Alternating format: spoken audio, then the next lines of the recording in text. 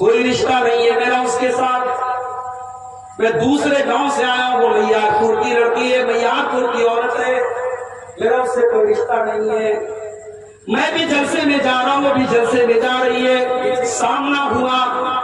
قرآن کیا کہتا ہے؟ قُل لِّلْمُؤْمِنِينَ يَغُضُّوا مِنْ أَبْصَارِهِمْ، اے مسلمانوں، کوئی غیر لڑکی تم کو نظر آ جائے، اپنی نگاہوں کو نیچی کر لو، اسے گھور گھور کے نہ دیکھو، اپنی نگاہوں کو اس کے اوپر نہ جماؤ، اپنی نگاہوں کو نیچی کر لو۔ اللہ، اسلام نے عورت کو کتنا سامان دیا ہے۔ کوئی غیر عورت ہے، کوئی رشتہ نہیں ہے، نہ بہن ہے، نہ بیٹی ہے، نہ ماں ہے، لیکن کوئی غیر عورت بھی ہے تو آپ کو اسے گھورنے کی اجازت نہیں ہے، آپ کو اسے ہراسمنٹ کرنے کی اجازت نہیں ہے، آپ کو اسے پریشان کرنے کی اجازت نہیں ہے۔ آپ کے سماج میں کسی عورت کے بارے میں افواہ اڑ گئی، وہ عورت بچوں میں آپ نے بھی مزہ لینے کے لیے اس کو لوگوں سے کہنا شروع کیا ہے فلاں کی لڑکی تو بچے بنے۔ آپ کے پاس کوئی پروف نہیں ہے، آپ کے پاس کوئی دلیل نہیں ہے، اور آپ نے کسی عورت کو بدچلن ہونے کا آروپ لگایا، کیریکٹر پر آروپ لگایا، تو قرآن کیا کہتا ہے؟ وَالَّذِينَ يَرْمُونَ الْمُحْصَنَاتِ ثُمَّ لَمْ يَأْتُوا بِأَرْبَعَةِ شُهَدَاءَ فَاجْلِدُوهُمْ 80 جلدہ۔ جو کسی بے قصور عورت پر، کسی پاک دامن عورت پر بد چلنی کی تہمت لگائے، چرترہین ہونے کا الزام لگائے، کیریکٹر لیس ہونے کا الزام لگائے، اس عورت کے اوپر زنا کا الزام لگائے، اور 4 گواہ اس کے پاس نہ ہو۔ اسلام نے جو ثبوت مانگا ہے، جو گواہ مانگا ہے، اگر وہ گواہ تیرے پاس نہیں ہے، وہ ثبوت تیرے پاس نہیں ہے، تو قرآن کیا کہتا ہے؟ فَاجْلِدُوهُمْ 80 جلدہ۔ الزام لگانے والے کو، تہمت لگانے والے کو، جھوٹا الزام لگانے والے کو 80 کوڑے مارے جائیں گے۔ وَلَا تَقْبَلُوا لَهُمْ شَهَادَةً أَبَدًا، اور اسلامی عدالت میں اس انسان کی گواہی کبھی قبول نہیں کی جائے گی۔ عورت کے سمان اور عورت کے چرتر کی کتنی اہمیت ہے۔ عورت پر آپ نے جھوٹا الزام لگایا ہے، 80 کوڑے لگیں گے، اور عدالت آپ کے کو بین کر دے گی کہ یہ آدمی کوئی بھی گواہی دے گا، اس کی گواہی ان ایکسپٹیبل ہے، اسویکاریہ ہے، اس کی گواہی قبول نہیں کی ہے۔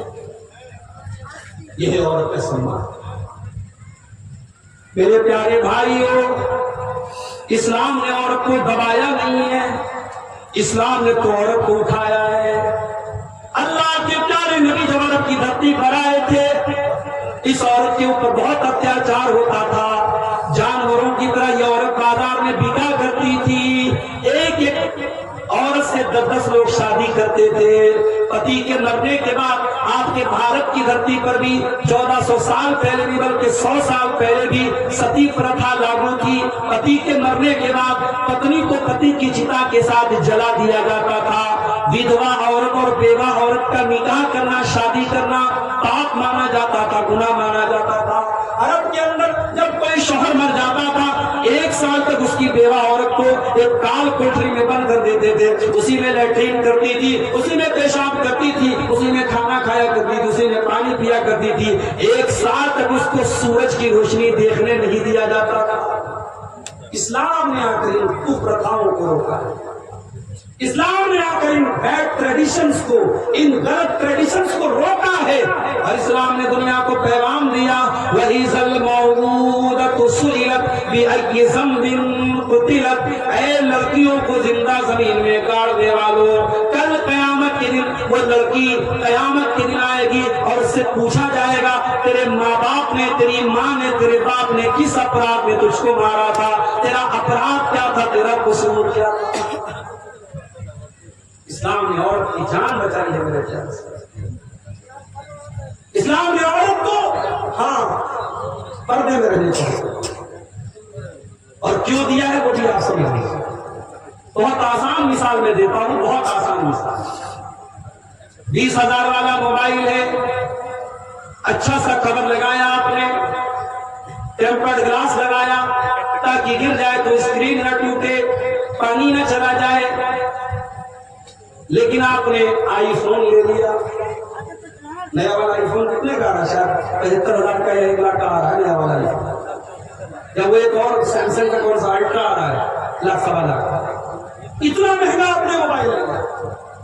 موبائل مہنگا ہے تو کور اور مہنگا ہے، مطلب کور بھی اسی حساب کا ہے۔ جتنا قیمتی موبائل ہے اس کو پروٹیکٹ کرنے کے راستے اتنے ہی مشکل ہے، تاکہ موبائل قیمتی ہے، کھو نہ جائے، چوری نہ ہو جائے، ٹوٹ نہ جائے، گر نہ جائے۔ میری پیاری ماں بہنوں، اسلام آپ کو دنیا کی سب سے قیمتی دولت قرار دیتا ہے۔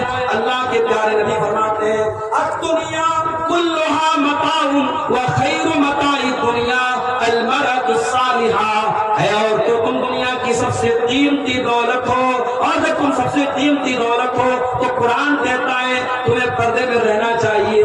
یا ایھا النبی قل لازواجک وبناتک ونساء المؤمنین، اے نبی اپنی بیویوں سے بھی کہہ دیجئے، اپنی بیٹیوں سے بھی کہہ دیجئے، اور تمام مسلمان عورتوں سے کہہ دیجئے یدنین علیہن من جلابیبہن، کہ جب وہ اپنے گھر سے نکلے تو چادر میں نکلے، پردے میں نکلے، نقاب میں نکلے، اپنے آپ کو ایکسپوز نہ کریں، اپنے حسن کی نمائش نہ کریں، اپنی خوبصورتی کا پرچار نہ کریں، چھپ کر کے نکلے، پردے میں نکلے۔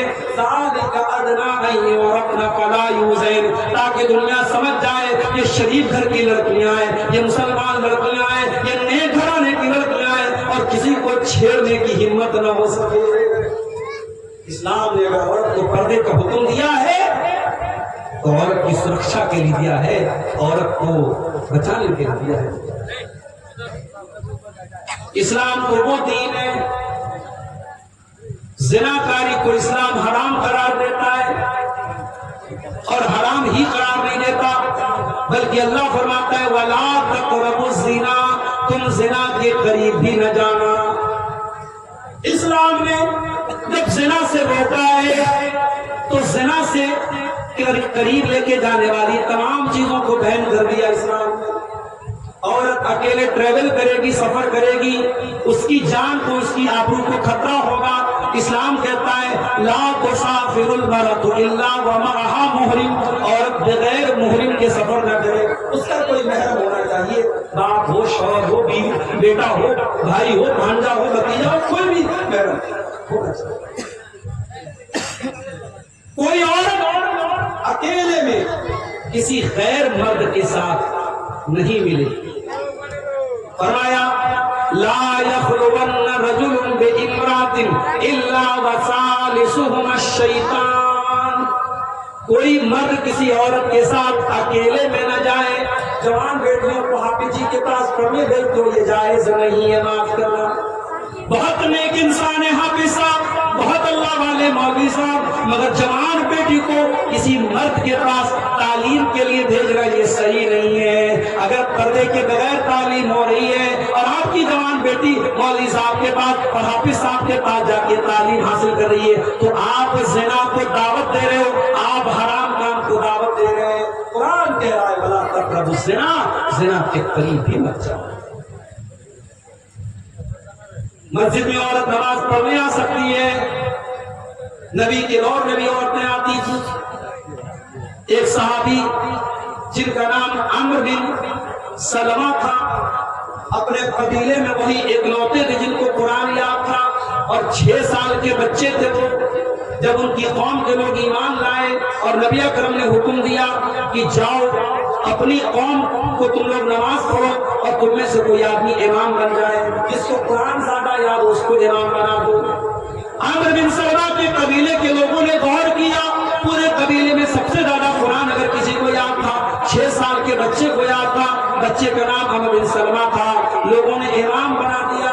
عمرو بن سلمہ کہتے ہیں میرے پاس ایک ہی کپڑا تھا، ایک ہی چادر تھی، وہی میری لنگی تھی، وہی میرا کرتا تھا، ایک ہی چادر پہنتا تھا، میں اس کو پہن کر کے میں نماز پڑھانے لگا۔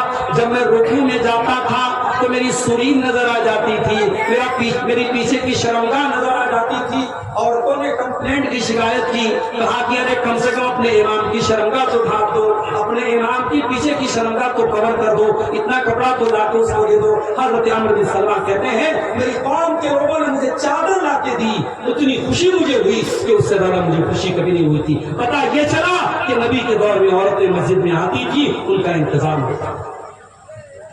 آج سیمانچل میں اتنا بڑا فیلڈ ہے، جا کے سروے کر لیجیے، جتنی مسجدوں میں جمعہ کی نماز ہوتی ہے جائیے اور سروے کیجیے، کتنی جمعہ کی جامع مسجدوں میں جہاں جمعہ کی نماز ہوتی ہے، کتنی جامع مساجد میں عورتوں کی نماز کا انتظام ہے، جائیے پتہ.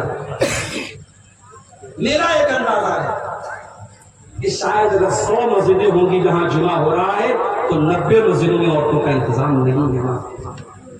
سیمانچل کی بات کریں، آپ کی عورتیں سال میں ایک بار جلسہ ہو رہا ہے، اور معاف کیجیے گا آپ یہاں جلسہ کم اور میلہ زیادہ ہوتا ہے. ہم لوگ جلسے میں آتے ہیں، اپنی قیام گاہ سے اسٹیج تک آنے میں ہی ہم سارا منظر دیتے ہیں. راستے میں کون تقریر سننے آیا ہے، کون موبائل پر کہاں لگا ہوا ہے، کون کس کو دیکھ رہا ہے، کون کس کو اشارہ کر رہا ہے، کون کس کو دیکھ کے مسکرا رہا ہے، ہم لوگ بھی بڑی دور کی نظر رکھتے ہیں. میرے پیارے سے آپ غور کیجیے کہ آپ کی عورتیں اور لڑکیاں سال میں ایک جلسے میں آ رہی ہیں، اور آپ یہ ایکسپیکٹ کرتے ہیں، یہ امید کرتے ہیں کہ وہ دین سیکھ لیں گے. نہیں میرے پیارے سے، آپ کو جمعہ کی نماز میں بھی عورتوں کا انتظام کرنا پڑے گا. اور آپ یہ مت کہیے ہم بہت غریب لوگ ہیں، نہیں آپ غریب لوگ نہیں ہیں. آپ کی شادیاں دیکھ کے نہیں لگتا ہے کہ آپ غریب ہیں. 200 باراتیوں کو آپ جب چکن بھی کھلاتے ہیں، مٹن بھی کھلاتے ہیں، تب نہیں لگتا کہ آپ غریب ہیں. جب 3-3 لاکھ روپیہ جہیز دیتے ہیں لڑکیوں کو، تب نہیں لگتا غریب ہیں. آپ اگر چاہیں ہر وہ مسجد جہاں جمعہ کی نماز ہو رہی ہے، اگر گاؤں والے چاہیں گے، اور اسی منہاری کے علاقے میں میں نے بعض علاقوں میں دیکھا ہے لوگوں نے اپنے گاؤں میں کلیکشن کر کے لاکھوں روپے کی عیدگاہ بنا لی ہے. آپ چاہیں گے ہر مسجد میں جہاں جمعہ کی نماز ہو رہی ہے عورتوں کا انتظام ہو سکتا ہے. اور آج کے اس دور میں بہت ضروری ہے میرے پیارے ساتھیوں عورتوں کا انتظام. لیکن اگر جمعہ کی نماز میں عورت جمعہ کی نماز پڑھنے آ رہی ہے تو میری پیاری ماں بہنوں کان کھول کر کے سن لو، اللہ کے پیارے نبی فرماتے ہیں اگر کوئی عورت خوشبو لگا کر کے مسجد میں آتی ہے، نماز پڑھنے آ رہی ہے، جمعہ پڑھنے آ رہی ہے، تراویح پڑھنے آ رہی ہے، اگر وہ خوشبو لگا کر کے مسجد میں آتی ہے تو 40 دن تک اس کی نماز قبول نہیں ہوگی.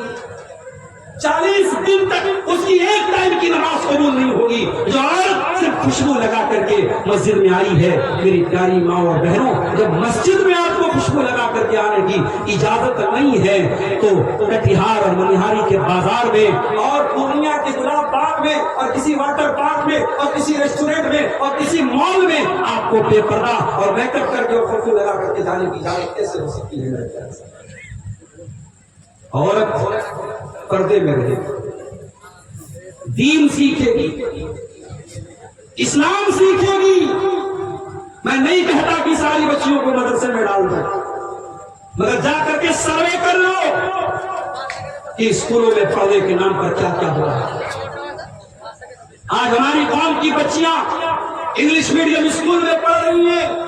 اسکول کا اینول فنکشن ہوا، اسکول والوں نے کہا آپ کی بیٹی ڈانس بہت اچھا کرتی ہے، ہم چاہتے ہیں ہمارے اینول فنکشن میں آپ کی لڑکی ڈانس کرے.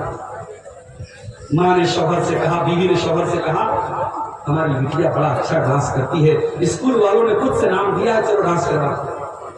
اسکول کا فنکشن ہوا، اسٹیج پر آپ کی جوان لڑکی ناچ رہی ہے اور آپ ویڈیو بنا رہے ہیں اور فخر سے اپنے اسٹیٹس پہ لگائے ہیں مائی ڈاٹر از ڈانسنگ، میری بیٹی ڈانس کر.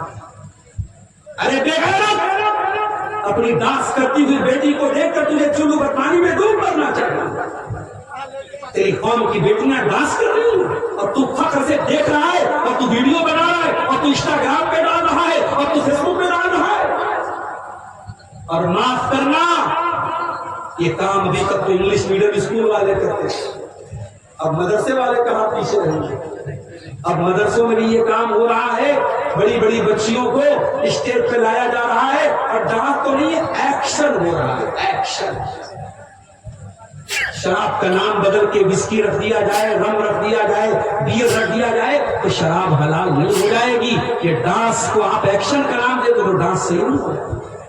ٹھیک ہے، بچی آ رہی تھی، وہ مائک پڑا کہ اس نے نعت پڑھ دی، حمد پڑھ دی، اس نے کوئی چھوٹی سی تقریر کر دی، وہاں تک تو ٹھیک تھا۔ یہ ایکشن کے نام پہ کون سی بلا گئی ہے؟ لڑکیوں کو تعلیم دو میرے پیارے ساتھیوں، تعلیم کے نام پہ ان کی عزت کا جنازہ مت نکالو۔ اور کان کھول کے سن لو، اس امت کی عورتوں نے ہر دور میں دین کی تعلیم کا جھنڈا بہت بلند کیا۔ اگر آپ کو میری بات میں شک ہے تو جائیے حضرت عائشہ کی زندگی کے بارے میں پڑھ لیجیے، اور کبھی موقع ملا انشاءاللہ تو اسی سیمانچل کے علاقے میں تقریر کا تو میں وعدہ نہیں کرتا، جمعہ کے خطبے میں ایک موضوع رکھوں گا، حضرت عائشہ کی پوری سیرت بیان۔ ویسے یوٹیوب پر میں بنارس میں تقریر کر چکا ہوں، یوٹیوب پر موجود ہوگی، لیکن آپ کے علاقے میں شاید اس موضوع پر میں تقریر نہیں کیا ہے۔ حضرت عائشہ کی پوری زندگی کے بارے میں کیا علم تھا، کیا نالج تھی، کیا گیان تھا۔ بڑے بڑے صحابہ کہتے ہیں جب ہمارے اوپر مشکل آتی تھی، ہمیں کوئی مسئلہ نہیں سمجھ میں آتا تھا، حضرت عائشہ سے سوال کیا کرتے تھے، اور حضرت عائشہ جب جواب دے دیتی تھی سب کا منہ بند ہو جاتا تھا۔ اتنی نالج اللہ تعالیٰ نے حضرت عائشہ کو دی۔ او میری پیاری بہنوں، تمہارے لیے آئیڈیل نہ تو ثانیہ مرزا ہے، نہ بالی ووڈ کی ہیروئن ہے، نہ کرکٹرز ہیں، آپ کے لیے آئیڈیل خواتین اگر ہے میری پیاری ماں بہنوں، اس امت کی سب سے بہترین عورتیں ہیں، نبی کی بیویاں ہیں، اللہ کے پیارے نبی کی بیویاں ہیں، یہ اس امت کی سب سے آئیڈیل عورتیں ہیں۔ میری پیاری ماں بہنوں، آج ذرا سی شوہر کی کمائی میں کمی آ جائے، آپ کے ماتھے پر بلا جاتا ہے، آپ کی پسند کی ساڑی شوہر نہ دلائے، آپ کی پسند کا سوٹ نہ دلائے، آپ کی پسند کا کھانا گھر میں نہ بنے تو آپ کو غصہ آ جاتا ہے۔ میری پیاری ماں بہنوں، کبھی موقع ملے اللہ کے پیارے نبی کی بیویوں کی حالات بھی پڑھ لیجئے۔ حضرت عائشہ اپنے بھانجے عروہ سے کہتی ہیں، اے عروہ، ہم آسمان میں ایک چاند دیکھتے تھے، دوسرا چاند دیکھتے تھے، تیسرا چاند دیکھتے تھے، دو مہینے گزر جایا کرتے تھے۔ وما یوقد فی ابیات رسول اللہ صلی اللہ علیہ وسلم نار، اللہ کے رسول کے گھر میں دو مہینے تک چولہا نہیں جلتا تھا، دو مہینے تک نبی کے گھر میں چولہا نہیں جلتا۔ حضرت عروہ نے پوچھا، یا خالۃ فما کان یعیشکم، اے خالہ جان، جب چولہا نہیں جلتا تھا، جب کھانا نہیں بنتا تھا تو دو مہینے تک آپ لوگ کیسے رہ لیتے تھے؟ فرمایا التمر والماء، کھجور کھا کر کے اور پانی پی کر کے اللہ کے نبی کے گھر والے اور اللہ کے نبی کی فیملی گزارا کر لیتے تھے۔ مدینہ آنے کے بعد کبھی اللہ کے پیارے نبی کے گھر میں لگاتار 3 دن تک گیہوں کی روٹی نہیں بنی۔ یہ لائف اسٹائل تھا اللہ کے نبی کی بیویوں کا۔ میری پیاری ماں بہنوں، اگر ایسی زندگی آپ کو گزارنے دے دی جائے، آپ تو ایک ہفتہ نہیں رہ پائیں گی۔ نبی کی بیویوں نے ساری زندگی نبی کے ساتھ گزارا کیا، کبھی لب پر کوئی شکوہ نہ لائی، کبھی زبان پر کوئی شکایت نہیں لائی۔ ایک مرتبہ، آج میں نے گھڑی نہیں لگائی ہے، ٹائم زیادہ ہو جائے تو 12 بج چکے ہیں، میرے نکلنے کا بھی ٹائم ہو رہا ہے۔ مدرسہ والوں کے پاس زمین نہیں ہے، چندہ کرانا ہے، بھیا چندہ کرانا بڑا مشکل تھا، اور یوٹیوبر بھائیوں نے تو وہ بھی نہیں چھوڑا، چندہ کرا اس کا بھی ویڈیو بنا دیا۔ فیس بک پر ایک صاحب نے چندے والا ویڈیو ڈال دیا، ہم سے لوگ پوچھنے لگے آپ سیمانچل میں چندہ کرا رہے ہیں۔ اب چندہ کوئی خراب چیز نہیں ہے، لیکن چندے کا ایک ہنر ہوتا ہے، وہ ہم لوگوں کے پاس نہیں ہے۔ وہ جو ہمارے حضرت علی صاحب ہیں، اختر عالم افتاحی صاحب ہیں، اور بھی جو بنگلہ مقررین ہیں، وہ بیچارے چندہ لوگوں کو پکڑ کے دباؤ ڈال کے زور ڈال کے جو 5000 لینے والا اس کی جیب سے 10,000 نکلوا لیتے، وہ سب ہنر ہم لوگوں کے پاس نہیں ہے۔ میرے ہم زبان سے کہہ سکتے ہیں، ٹائم ہمارے پاس کم ہے، میں تقریر کے آخری پوائنٹ پر ہوں، 5 منٹ آپ کے سامنے رکھوں گا تقریر ختم کر کے۔ آپ کو جو چندہ دینا ہو، اگر آپ محبت رکھتے ہیں مدرسے سے، دین سے، علماء سے، اور آپ چاہتے ہیں کہ قوم کی بچیاں ایک اچھے ادارے میں پڑھیں، آپ آئیے اور اپنا چندہ یہاں لکھوائیے، دے کے جائیے۔ میں سب کے لیے دعا کرتا ہوں، اللہ سب کے چندے کو قبول کرے۔ آخری بات رکھ رہا ہوں، 12 کراس ہو رہا ہے۔ میں بات یہ کر رہا تھا عورت عورت کی تعلیم کو۔ حضرت عائشہ کے بارے میں بات ہے۔ حضرت عائشہ باپ بیمار ہے، حضرت ابوبکر صدیق باپ سے ملے، بڑے غور سے سننا بھائی آپ کو والو۔ حضرت عائشہ اپنے ابا جان ابوبکر صدیق سے ملنے کے لیے گئی۔ حضرت ابوبکر کا آخری ٹائم ہے۔ جب باپ نے بیٹی کو دیکھا، بیٹی کوئی معمولی بیٹی تو نہیں ہے، نبی کی سب سے پیاری بیوی ہے۔ حضرت ابوبکر نے پوچھا، اے بیٹی یہ بتا کہ جب اللہ کے نبی کا انتقال ہوا تھا تو آپ کو کتنے کپڑوں میں کفنایا گیا تھا؟ کہا کہ ابا جان کفنا رسول اللہ صلی اللہ علیہ وسلم فی ثلاثۃ بیض سہولیۃ، اللہ کے پیارے نبی کو 3 کاٹن کی چادروں میں 3 سوتی کپڑوں میں کفنایا گیا تھا۔ کہا کہ اے میری بیٹی یہ میرا کپڑا رکھا ہوا ہے، وہیں پر سفید رنگ کا ایک کپڑا رکھا تھا جو بیماری کے دنوں میں حضرت ابوبکر پہنا کرتے تھے، اس پہ داغ دھبے بھی لگے تھے۔ کہا ہے میری بیٹی ایک کپڑا یہ لے لینا اور 2 کپڑا اور لے لینا، اور نبی کی سنت کے مطابق مجھ کو بھی 3 کپڑوں میں کفنانا۔ پتہ یہ چلا کہ صحابہ مرنے میں بھی نبی کی سنتوں پر عمل کرتے تھے۔ میت کے تعلق سے بھی آج ہمارے یہاں بہت ساری بدعات ہے، میں سیمانچل کے حالات نہیں جانتا، بنارس میں بہت ساری بدعات اہل حدیثوں میں تو کم ہے، دوسروں کے یہاں بہت ساری ہے۔ تیسرے دن تیجا ہو رہا ہے، 40ویں دن 40واں ہو رہا ہے، قرآن خوانی ہو رہی ہے، اور مردے کو جب دفنانے لگتے ہیں تو غیر کی پتی کو قبر میں ڈال رہے ہیں، دفنانے کے بعد قبر پہ کھڑے ہو کے اذان دے رہے، بہت کچھ ہو رہا ہے۔ مگر یاد رکھو میرے پیارے ساتھیوں، ہمیں میت کے تعلق سے اور مرنے والے کے تعلق سے بھی ہمیں کوشش یہ کرنی چاہیے کہ ہم پیارے نبی کی سنت پر عمل کریں۔ حضرت ابوبکر نے کہا کہ میری بیٹی جب نبی کے کفن میں 3 کپڑے تھے تو میرے کفن میں بھی 3 کپڑے۔ سبق یہ ملا، میارپور کے غیرت مند مسلمانوں، ہم کو سبق یہ ملا کہ بیٹی کو اس لائق بناؤ کہ بیٹی سے باپ مسئلہ پوچھنا پڑے تو باپ بیٹی سے مسئلہ پوچھے۔ اپنی بیٹیوں کو اس قابل بنا دو کہ جب کبھی زندگی میں مشکل ٹائم آ جائے تو آپ کی بیٹیاں آپ کو مسئلہ بیان کریں۔ اور ابھی کلاسی چوک پر ایک صاحب مجھ کو ملے، کئی بیٹوں اور بیٹیوں کے باپ ہیں، ان کی ایک بات مجھے بڑی اچھی لگی۔ انہوں نے کہا مولانا صاحب میری ایک ہی تمنا ہے، جب میرا انتقال ہو جائے میرے جتنے بیٹے ہیں ہر بیٹا اس لائق ہو کہ اپنے باپ کا جنازہ پڑھا سکے، وہاں یہ دیکھنا نہ پڑے کہ باپ کا جنازہ کون پڑھائے گا۔ مولوی صاحب میں ہر بیٹے کو عالم دین بنا رہا ہوں، ہر بیٹے کو حافظ قرآن بنا رہا ہوں، ہر بیٹے کو اس لائق بنا رہا ہوں کہ وہ بیٹا میرے جنازے کی نماز پڑھا سکے، ہر بیٹی کو دین کا علم دے رہا ہوں تاکہ جب میں مر جاؤں میری بیٹیاں میرے لیے دعا کر سکیں۔ میرے پیارے بھائیوں، یہ سوچ ہر ماں کی ہونی چاہیے، یہ سوچ ہر باپ کی ہونی چاہیے۔ اپنی اولاد کو علم دین سکھاؤ۔ میں نہیں کہتا آپ انگلش میڈیم اسکول میں پڑھاؤ، آپ کا بیٹا IAS آفیسر بن جائے، بڑی خوشی کی بات ہے، ہماری قوم کو IAS آفیسر کی ضرورت ہے۔ آپ کی بیٹیاں ڈاکٹر بن جائیں، ہماری قوم کو لیڈیز ڈاکٹر کی بھی ضرورت ہے۔ آپ کے بچے وکیل بن جائیں، ہمیں اپنے کمزور اور مظلوم بھائیوں کا کیس لڑنے کے لیے اچھے وکیلوں کی بھی ضرورت ہے۔ لیکن معاف کرنا، ہمیں وکیل وہ چاہیے جو رشوت نہ لے، ایماندار ہو، اللہ سے ڈرنے والا ہو۔ ہمیں ڈاکٹر وہ چاہیے جو مریضوں کا خون نہ کرے، مریضوں کا خون نہ چوسے، جو ایمان۔ ابھی لکھنؤ کا ایک ڈاکٹر ہے، سرجن ہے، ماشاءاللہ چہرے پر داڑھی بھی ہے، تہجد پڑھتا ہے، اور جب مریض کا آپریشن کرتا ہے، مجھے لکھنؤ کے صاحب نے بتایا مولانا صاحب اتنا بہترین ڈاکٹر ہے کہ آپریشن کے پہلے 2 رکعت نماز پڑھتا ہے، اور آپریشن کے وقت یہ کہتا ہے کہ دیکھو بھائی میں معالج ہوں، میں سرجن ہوں، میں علاج کر رہا ہوں، لیکن شفا اللہ کے ہاتھ میں ہے۔